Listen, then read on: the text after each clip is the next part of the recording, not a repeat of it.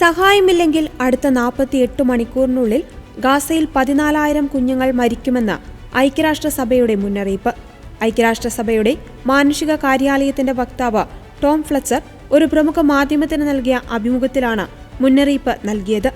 കുട്ടികൾക്കുള്ള പോഷകാഹാര സാധനങ്ങൾ അടങ്ങിയ ലോറികൾ എത്തുന്നത് ഗാസയിലാണെങ്കിലും അതിർത്തി പ്രദേശമായതിനാൽ സാധാരണക്കാരിലേക്ക് സഹായങ്ങൾ എത്തുന്നില്ലെന്നും ടോം ഫ്ലെച്ചർ പറഞ്ഞു.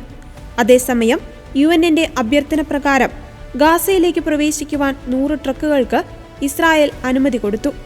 കഴിഞ്ഞ ദിവസം ഗാസയിലെ മാനുഷിക സാഹചര്യം ഇസ്രായേൽ കൈകാര്യം ചെയ്യുന്നതിനെ അപലപിച്ചുകൊണ്ട് UK, ഫ്രാൻസ്, കാനഡ എന്നീ രാജ്യങ്ങളുടെ നേതാക്കൾ രംഗത്തെത്തിയിരുന്നു.